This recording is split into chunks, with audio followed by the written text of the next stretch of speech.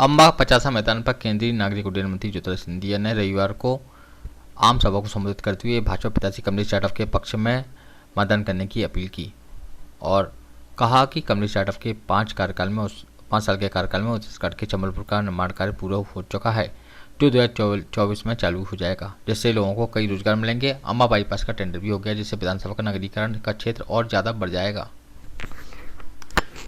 और उनके नाम पर स्मारक बनाने का काम प्रधानमंत्री नरेंद्र मोदी कर रहे हैं और 5 स्थानों को दिल्ली, मुंबई, लंदन, मऊ में उनकी जन्मस्थली, 5 स्थानों को मुख्यमंत्री तीर्थ दर्शन योजना में शिवराज सिंह चौहान ने डाला है। मेरे भाइयों, तो ये ढोंगी लोग तो बाबा साहब का नाम लेते हैं लेकिन उनका सम्मान नहीं करते, उनको भी जवाब इस चुनाव में आपको और हमें मिलकर देना होगा। प्रधानमंत्री किसान सम्मान निधि यहाँ कितने लोगों को मिलता है? हाथ उठाओ। 6,000 मिलता है।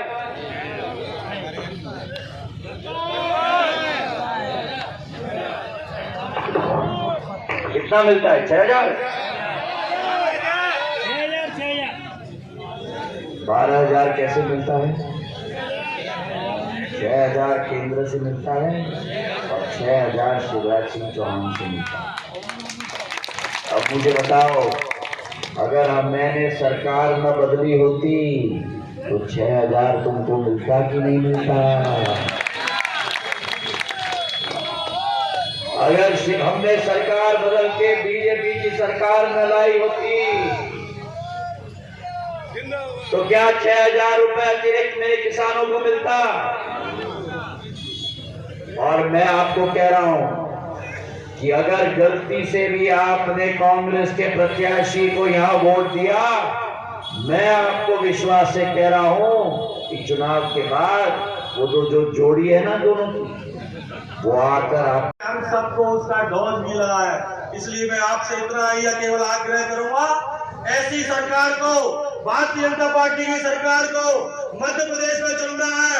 उसके साथ साथ आपके अपने लोकप्रिय विधायक कमलेश यादव किसानों की जिंदगी परिवर्तित हो गई थी जब ट्रेन आई थी, आवागमन की सुविधा बनी थी।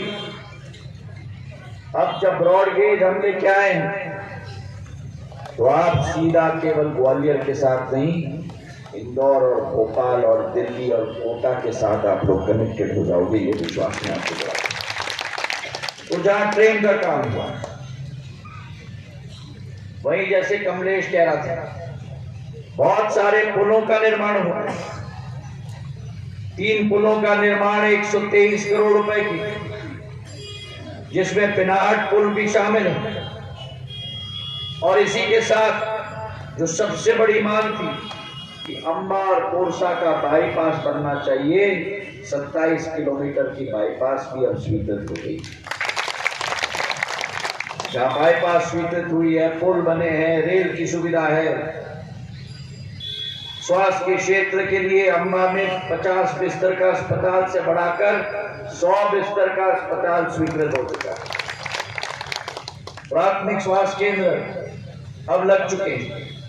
नल जल की योजना के आधार पर 110 करोड़ की योजना, 80 गांव में हर घर नल।